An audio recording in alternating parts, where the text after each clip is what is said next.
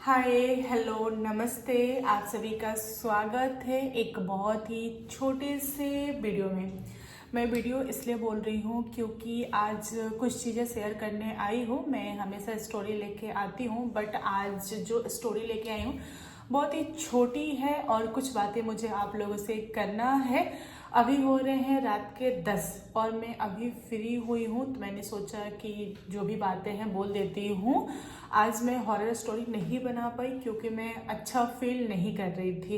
Actually 1 week से ज़्यादा हो गया है मैं अच्छा फील नहीं कर रही हूँ, इसीलिए कोई भी चीज़ ठीक से नहीं कर पा रही हूँ। वीडियोज़ भी टाइम से नहीं जा पा रहा है, जिसको लेके मुझे थोड़ा सा टेंशन है। प्लस मेरे जो व्यू है वो बहुत ही ज़्यादा डाउन हो रहे हैं।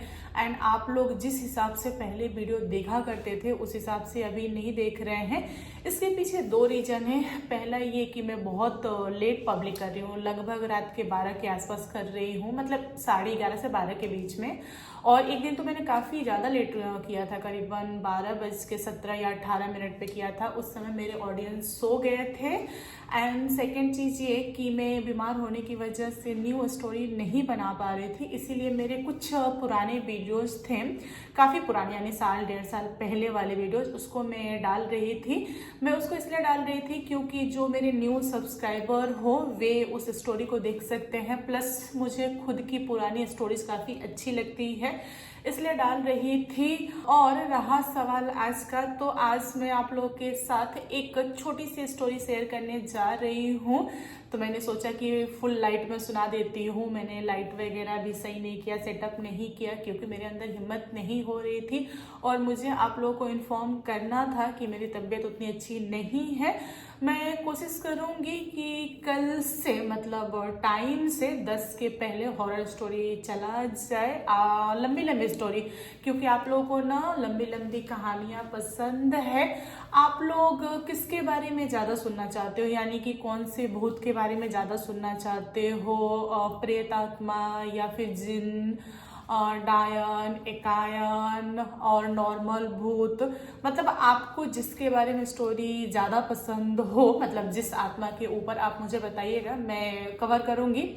तो आज की जो हॉरर स्टोरी है यह एक राधिका नाम के लड़की के साथ घटित कहानी है। राधिका जो है वह मेरी पहचान की है। उन्होंने मुझे बताया कि उनको आज से 1.5 साल पहले रात में करीबन 11:30 या 12 के आसपास जब वह सोने जाती थी, हल्की सी उनको नींद लगी रहती थी, मतलब पूरा नींद में वह नहीं जाती थी। उसके पहले ही उनको ऐसा लगता था ना कि उनकी फिंगर, जैसे ये 5 फिंगर है, इन चारों में कोई चीज चुभोया गया है।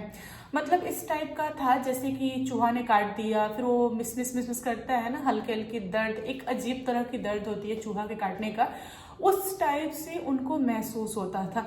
उनको कारण नहीं पता था। 1-2 बार हुआ, उन्होंने इग्नोर मारा, फिर आगे चल के हुआ, उसको भी उन्होंने इग्नोर मार दिया। लेकिन एक रात बहुत भयानक उनके मुंह से आवाज निकली। जो उनकी माँ थी वह बगल वाले कमरे में सो रही थी, तो वह भाग के आई और पूछी कि बेटा क्या हुआ है। तब उन्होंने बताया कि माँ देखो ना, चूहा काट दिया है, बहुत भयानक काटा है, मुझे लग रहा है कि ब्लड वगैरह निकल रहा है, उसके काटने का जो जलन है ना वह मेरे फिंगर में है। तो उनकी माँ ने लाइट ऑन किया, उसके बाद देखा तो उनके फिंगर पे कुछ भी नहीं था, लेकिन उस लड़की को बहुत ज्यादा जलन महसूस हो रहा था। वह बार बार माँ को बोल रही थी, छटपटा रही थी। पूरी फैमिली उसके पास आ गई और पूरे परिवार को पता चल गया कि चूहा ने काटा है, इसलिए चिल्ला रही है। लेकिन चूहा अगर काटा था तो वहां पे थोड़ा सा लगता है ना, स्क्रैच हो या फिर उसके दांत का जो भी हो, निशान वगैरह कुछ भी नहीं था, एकदम सही था, जैसे फिंगर होता है ना वैसे का वैसा ही था। लेकिन उसका जो जलन था वह कम नहीं हो रहा था। वह काफी टाइम तक जगी थी, फिर बाद में जब आराम हुआ देन वह सो गई। ये जो घटना था ना यह चर्चा का विषय हो गया था। वह अपनी माँ को बताई कि काफी समय से ये चीज हो रहा है, तो उसकी माँ ने चूहा को दुनिया से हटाने वाले जो मार्केट में दवा वगैरह आता है ना, वह डाल दी, लेकिन उनके घर में कोई चूहा नहीं था। चूहा होता खाता तब तो दुनिया छोड़ता ना, कोई चूहा ही नहीं था, इसीलिए कुछ भी नहीं हुआ। ठीक 1.25 महीना बाद उस लड़की के साथ बहुत बड़ा कांड हो गया। आप लोग कभी भी इमेजिन नहीं कर सकते कि उसके साथ क्या हुआ होगा।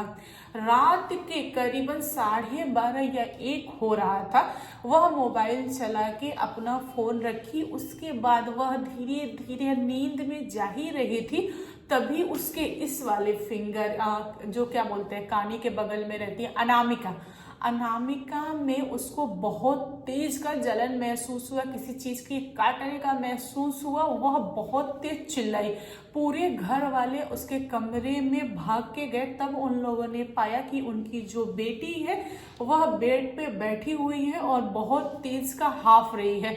लोगों ने उससे पूछा, मतलब थोड़ी दूरी से ही पूछा, क्या हुआ बेटा, क्या हुआ बेटा, और लोगों ने लाइट ऑन किया। तब उन लोगों ने देखा कि उनकी जो बेटी है वह एक विकराल रूप में है, मतलब वैसा रूप उन लोगों ने कभी भी नहीं देखा था। जब उन लोगों ने अपनी बेटी को देखा तो उनको झटका लगा और वे लोग घबरा गए। लोगों ने उसको पकड़ने की कोशिश किया, लेकिन वह किसी के हाथ नहीं लग रहे थे, मतलब वह खुद को छुड़ा ले रहे थे। घर वाले उसे पकड़ के बांध रहे थे, वह रस्सी वस्सी सब तोड़ दे रही थी, और यह चीज कैसे हो रही है किसी को कुछ भी पता नहीं। राधिका की जो दादी थी उन्होंने अपनी बहू को बोला कि बहू एक काम करो, तुम सूखा मिर्चा जलाओ और लुहान जलाओ, इसके कमरे में रखो, अगर कोई ऊपरवाल यानी कि आत्मा होगा वह भाग जाएगा। यहाँ पे सूखा मिर्चा जला, पूरे कमरे में धुआं हुआ, लेकिन जिस आत्मा ने उसको पकड़ा हुआ था वह आत्मा सूखा मिर्चा पे नहीं छोड़ा।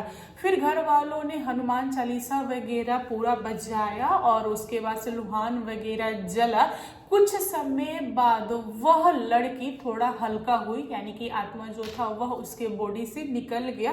फिर इसको थोड़ा सा आराम मिला और इसका जो बॉडी था ना वह बहुत ज्यादा दुख रहा था। यह अपनी माँ को बोल रही थी कि माँ मेरा पीठ दुख रहा है, मेरे पूरे हाथ वाथ दुख रहे हैं, जो मांस होते हैं ना वो भी फट रहा था। माँ मुझे ऐसा लग रहा है जैसे किसी ने बहुत मारा हो, माँ मुझे क्या हो रहा है मुझे पता नहीं।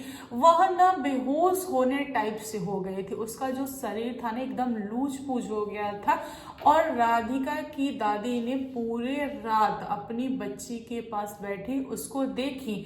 फिर उन्होंने बोला कि कल इसको मंदिर ले जाएंगे, उसके बाद से हम तांत्रिक वगैरह को ढूंढेंगे, उनसे दिखाएंगे कि इसके साथ हुआ क्या है और कहां से वह आत्मा आया। घर वालों ने होत सुबह राधिका को लेके मंदिर भागे। जो राधिका थी वह मंदिर में प्रवेश कर गई, क्योंकि उसके बॉडी में कुछ था ही नहीं। जो आत्मा था वह रात ही गायब हो गया था, इसीलिए वह आराम से मंदिर में गई, पूजा पाठ जो भी हुआ वह सब कुछ हुआ। उसके बाद राधिका की दादी उसको तांत्रिक से दिखाई। फिर तांत्रिक ने खुलासा किया कि हाँ, राधिका के बॉडी में एक आत्मा था जो कि बहुत ही भारी आत्मा था।